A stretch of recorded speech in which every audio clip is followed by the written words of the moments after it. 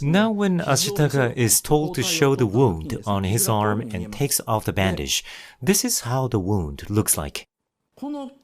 In a cut that shows his arm with scars, you can also see Jomon pottery drawn in the background in the obvious way. By showing the Jomon pottery, Miyazaki is saying they're Jomon people, okay? But there is one more function to this. The winding scar on Ashitaka's arm, the pattern of Jomon pottery, and the snaky stuff crawling all over the Tatari god's body all look alike. And Deidara Bachi, or the Night Walker, who comes out in the climax, also has this Jomon patterns wriggling inside its body. If you see the character reference, it says, the Night Walker looks like the night sky is walking.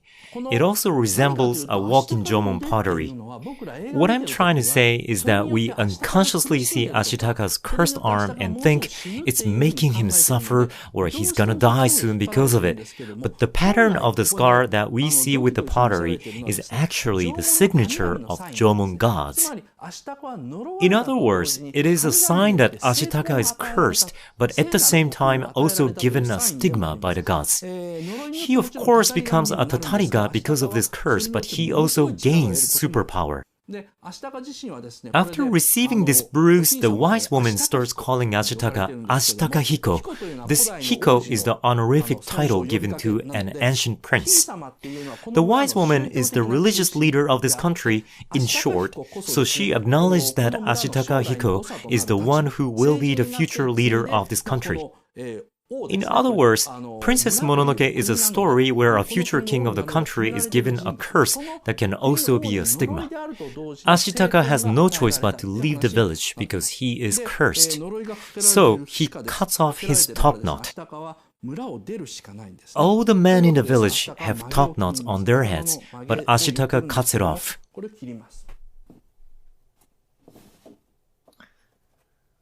By the way, I'm just assuming that, of course, everybody has already watched Princess Mononoke many times. That's okay, right? Okay, so here, it's a scene where Ashitaka cuts off his top knot, but do you see how he's using a tiny sword? The sword is probably made of the only iron available in the country. Their standard of civilization should be somewhere between Stone Age and Bronze Age cultures. The large sword-like weapon that Ashitaka later takes with him on his journey, and the large swords that the village girls draw to fight the Tatari god are called woodman's hatchet, which are made of bronze. They're like between a cane and a sword used to cut off distracting ivies when travelers walk in the mountains. They only have bronze culture, so anything made of iron must be very small. It is because there shouldn't be any forest near the village if anyone tries to forge such huge amount of iron, enough for all villagers to own ironware as large as swords.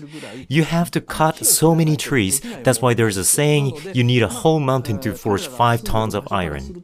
Considering where they live, the only ironware they can make must be a small sword made by somehow melting iron sand in a low temperature, forming a shape with it and sharpening it. That's the kind of civilization they live in. So Ashitaka uses that iron sword to cut off his top knot. The action indicates that he is no longer a member of the family, equals he can never come back home. And the wise woman explains why he has to do it. Here, please pay attention to the expression of the wise woman. She says, there's evil at work in the land to the west. Prince Ashitaka, it's your fate to go there and see what you can see with eyes unclouded by hate. You may find a way to lift the curse. After hearing these words, Ashitaka decides to go west. At the same time, we are also somehow convinced, or should I say, deceived by them. Why does Ashitaka have to leave the village in the first place? And why is the wise woman trying to make Ashitaka go west? I mean, she's saying, you may find a way to break the curse, but I was thinking, how does she know that? That's the first important point of the movie. Ashitaka is cursed and his right arm is scarred. This poison will eventually reach the bones and kill him, so he travels west to escape death. We have been forced into thinking that's how this story goes just until now. But if that's the case, there's no need to exile him in the first place. Because the wise woman says, we will make a tomb at where Tatari God died and pray for its soul. Well, you might think, no, that's not gonna work. Because the monster said, I will continue to curse you even after I die. However, in this movie, there are many gods such as the god of dogs or wild boars, but none of them actually curses after death. All the gods who come out in the movie certainly have huge powers, and they're all big, but that's it. They can't use any supernatural power like telepathy. Well, only the forest spirit has this mysterious power, but there's no depiction that other gods have such thing. And there isn't a single scene where dead gods leave curses that continue after death. Both Okoto and Moro die in the movie, but nothing happens afterwards. So there's no curse after death in this fictional world. Then why is Ashitaka exiled? There's only one answer. It's because the wise woman wants to exile him. The reason why the wise woman talks to Ashitaka about the curse in such a poker face is because she's acting. Neither the villagers nor Ashitaka notice it, but there is an unspoken intention only in her mind. The real consequence of Ashitaka's curse is not that he dies, but he becomes another Tatari god. From this point, Ashitaka is slowly turning into a Tatari god. Just like the monster that has attacked the village a little while ago, his pain and suffering gradually becomes unbearable and he begins to curse his fate. The wild boar god who attacks the village also must have controlled the curse with his reason at first, but gradually becomes the Tatari god. In the same manner, Ashitaka is destined to be the next Tatari god. Later, in a battle, he shoots his arrow normally, but he shows a monstrous power, and the arrow tears off the opponent's samurai both arms. When he shoots the next arrow, it easily chops off the opponent's head, which surprises Ashitaka himself. This is because at this point he's given a sacred power which is also cursed. The power of the curse invites Ashitaka to a suffering that leads to death, while the sacred power increases his strength infinitely. Also in Irontown, he carries wounded son and says, "Out of my way, I'm going." Then he pushes a huge wooden gate open with one hand, which usually requires dozens of people to open. Again, he does it with his cursed right hand. This means when Ashitaka feels anger or sadness or something illogical, he gains infinite power. We only see scenes where Ashitaka manages to control and uses his infinite power at will and think that's all there is. But they definitely portray the process of Ashitaka gradually becoming a monster. In fact, the conflict of whether Ashitaka can survive as a human or become a Tatari god is another substructure that's hidden in the story. However, it is now very noticeable. After all, I think why people can't notice it is because the movie was titled Princess Mononoke, which made the piece look like a romance movie. But it's not a romance. It's a story about Ashitaka. It's really the legend of Ashitaka. Ashitaka has despair and anger in his mind, but on the surface, he shows no emotion and acts gently. And Miyazaki said that in this movie, he decided not to portray Ashitaka's inner despair and anger. The reason for that is because while he was making the movie, he talked to Ryotaro Shiba, a novelist, and was deeply impressed by what Shiba said, and thought, "I get it! People who complain so easily are wimps! Now I see why I hate Hideaki Anno's Evangelion. The tiny little wimp keeps on whining, 'I'm unfortunate, I'm unfortunate.'"